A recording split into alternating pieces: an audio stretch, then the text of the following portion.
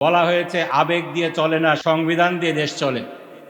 আমি বলেছিলাম জনগণের আবেগটা হলো সংবিধানের বাপ। এটা আমার কথা না, এটা এই সংবিধানের কথা। সংবিধানের ৭ম অনুচ্ছেদে কি লেখা হয়েছে? এখানে লেখা হয়েছে জনগণের অভিপ্রায়ের পরম অভিব্যক্তি রূপে এই সংবিধান প্রজাতন্ত্রের সর্বোচ্চ আইন। যদি জনগণের অভিপ্রায় এটার অভিব্যক্তি এই প্রজাতন্ত্রের সর্বোচ্চ আইন হয়ে থাকে, তাহলে জনগণের আবেগ অবশ্যই এই সংবিধানের বাপ। এই কথার স্বীকৃতি ত্রয়োদশ সংশোধনীর রায়ে বলা হয়েছে।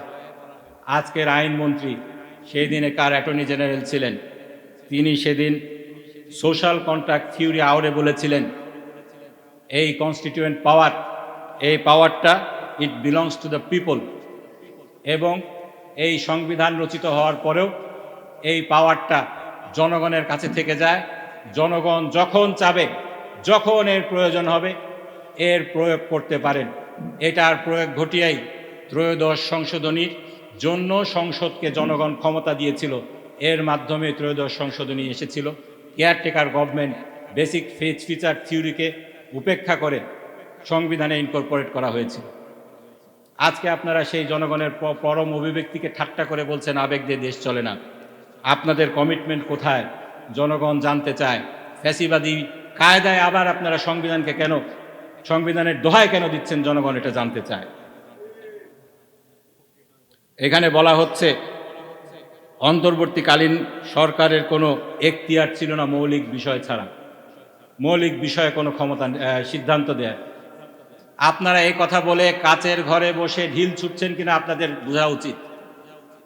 অন্তর্বর্তীকালীন সরকারের যদি কোনো এখতিয়ার না থেকে থাকে, তাহলে অন্তর্বর্তীকালীন সরকার গত সংসদ কোন সংবিধানের ভিত্তিতে ভেঙেছিলেন? সংবিধান ভাঙা যায়, সংসদ ভাঙা যায় শুধুমাত্র এই সংবিধানের ৭২ অনুচ্ছেদ অনুযায়ী প্রধানমন্ত্রীর লিখিত পরামর্শের আলোকে। সেদিন প্রধানমন্ত্রীর লিখিত পরামর্শ কি নেওয়া হয়েছিল? হয়নি। এটা কিন্তু দলিল আছে। সেদিনকার সেই যে প্রজ্ঞাপন জারি করা হয়েছিল, এই প্রজ্ঞাপনটা আপনাদেরকে একটু পড়ে শোনাই। এই প্রজ্ঞাপনে কি বলা হয়েছিল? ৩ বাহিনী প্রধান রাজনৈতিক দলগুলোর সাথে পরামর্শ করিয়া রাষ্ট্রপতি সংসদ ভাঙিয়া দিলেন। এই ভাঙতে যে রাষ্ট্রপতি ৩ বাহিনী প্রধানের পরামর্শ নেবেন, রাজনৈতিক দলগুলোর পরামর্শ নেবেন, এই সংবিধানের কোথাও কি লেখা আছে? প্রধানমন্ত্রীর সাথে পরামর্শ করছেন, এটা কোথায় লেখা আছে? কোথাও তো লেখা নেই। তারপরে বেগম খালেদা জিয়াকে মুক্তি দেয়া হলো। এটা দেয়া হয়েছে সংবিধানের ৪৯ ধারাকে অনুসরণ করে। সংবিধানের ৪৮-এর ৩-এ বলা হয়েছে বিশেষ কিছু ক্ষেত্র ছাড়া সকল ক্ষেত্রে প্রধানমন্ত্রীর সাথে পরামর্শক্রমে রাষ্ট্রপতি কাজ করবেন। সেই দিন তত্ত্বাবধায়ক সরকারের যদি এখতিয়ার না থেকে থাকে মৌলিক বিষয়ে সিদ্ধান্ত নেয়ার, তাহলে সংবিধানের কোন ধারা অনুসরণ করে বেগম খালেদা জিয়ার মুক্তির বিষয়টা চূড়ান্ত করা হলো? আজকে সংবিধানের দোহাই দিচ্ছেন।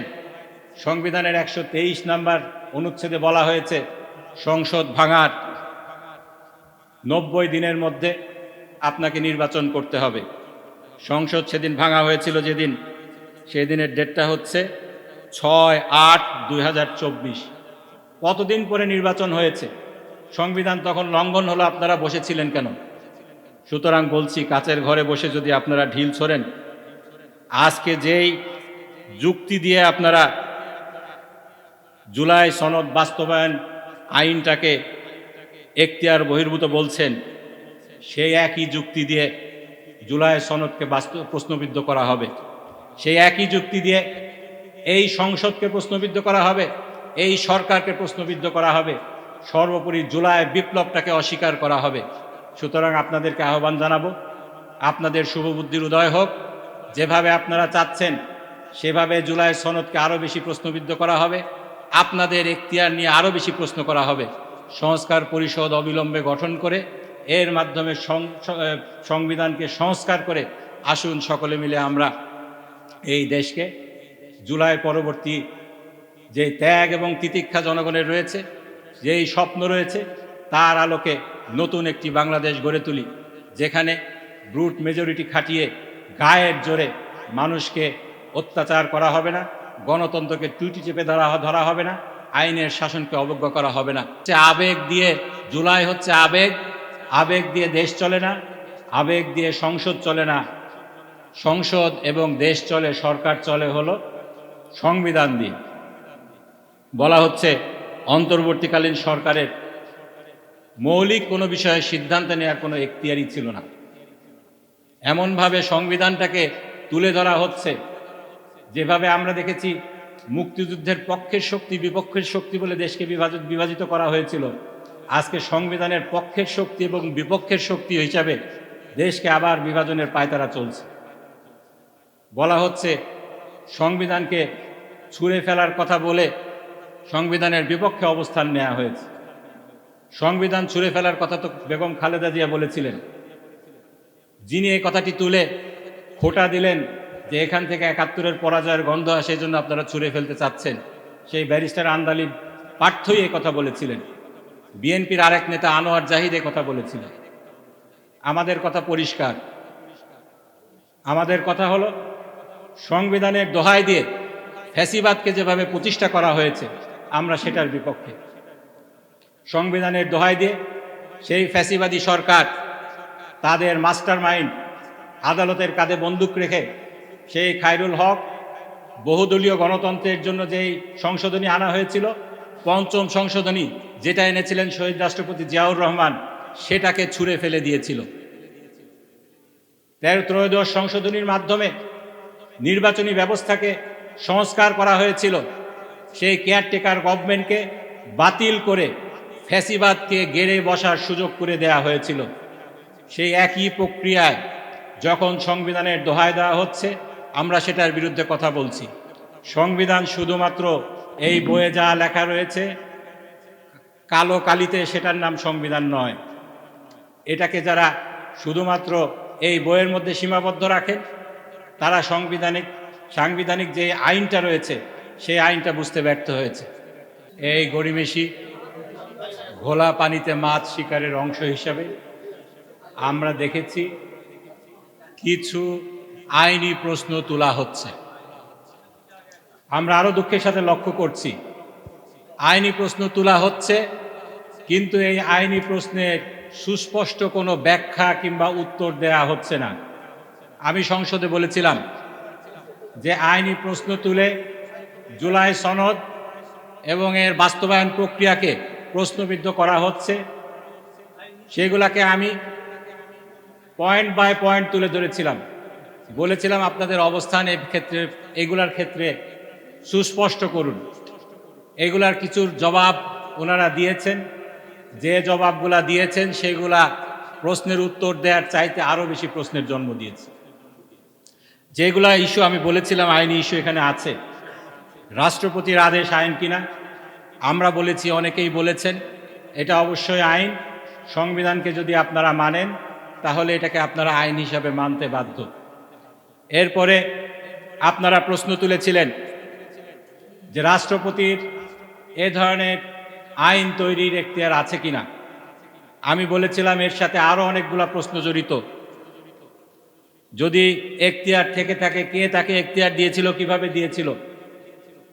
আমাদের উত্তর ছিল রাষ্ট্রপতির অবশ্যই এখতিয়ার ছিল, জনগণ রাষ্ট্রপতিকে এখতিয়ার দিয়েছিল এবং জনগণ জুলাই বিপ্লবের মাধ্যমে সংস্কারের প্রশ্নে তত্ত্বাবধায়ক অন্তর্বর্তীকালীন সরকারকে ম্যান্ডেট দেওয়ার মাধ্যমে এই এখতিয়ার দিয়েছিল।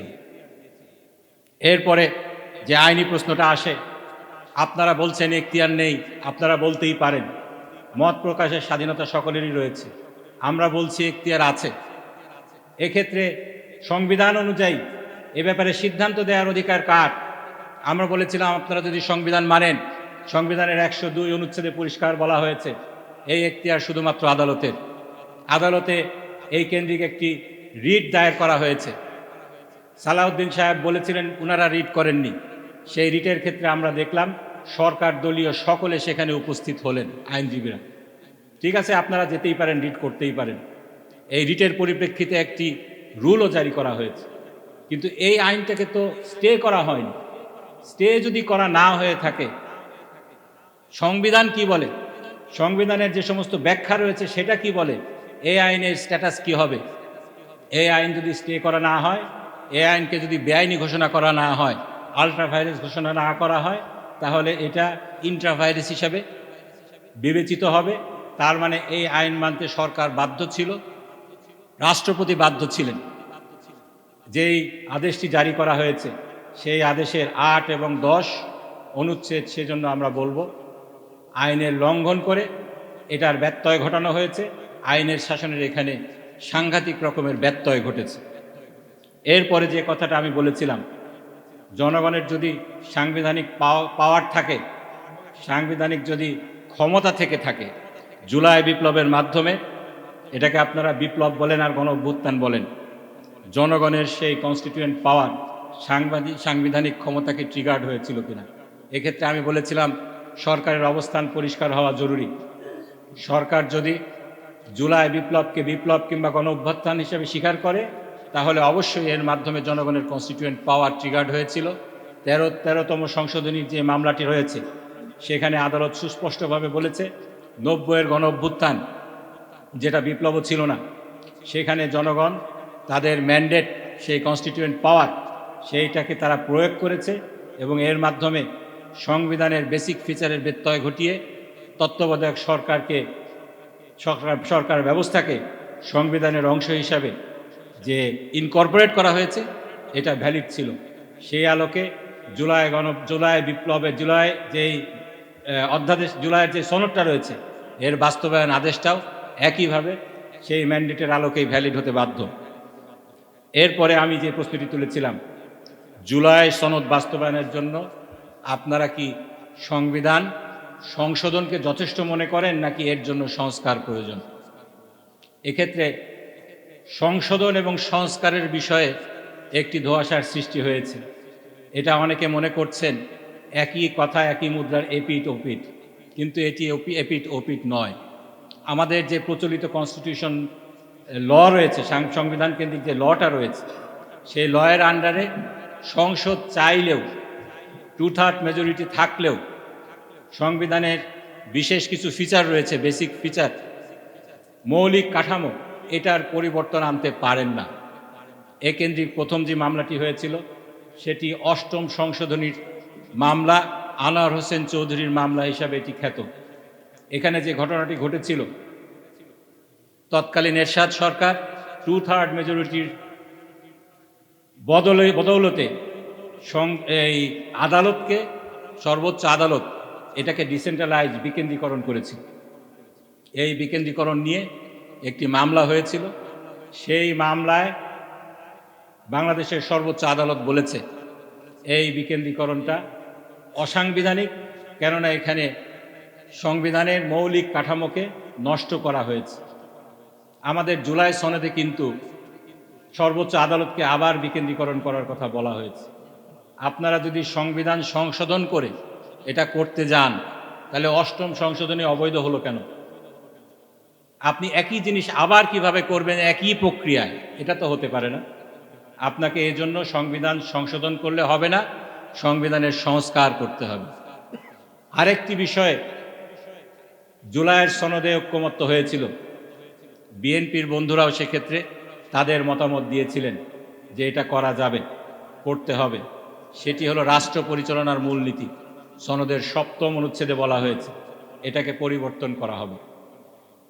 আমরা জানি 5ম সংশোধনীর একটি মামলা হয়েছিল, সেই মামলার রায়ে বলা হয়েছিল রাষ্ট্র পরিচালনার মূলনীতি এটা সংবিধানের মৌলিক অবকাঠামোর অংশ, বেসিক ফিচারের অংশ, এটাকে কোনোভাবেই পরিবর্তন করা যাবে না। এই রায় বলবৎ থাকা অবস্থায়, এই রায়টি হাইকোর্টে রায় হয়েছে, অ্যাপিলেট ডিভিশনে রায় হয়েছে, রিভিউ হয়ে চূড়ান্ত পর্যায়ে অতিক্রম করেছে। এই রায়টা বলবৎ থাকা অবস্থায় আপনারা সংবিধান সংশোধন করে কিভাবে আপনারা রাষ্ট্র পরিচালনার মূলনীতি পরিবর্তন করবেন, এ বিষয়ে আপনারা পরিষ্কার করেননি। প্রিয় সাংবাদিক বন্ধুগণ, এক্ষেত্রে যে কথাগুলো তোলা হচ্ছে, বলা হচ্ছে যে রাষ্ট্রপতির আদেশ দেওয়ার কোনো এখতিয়ার নেই। বলা হচ্ছে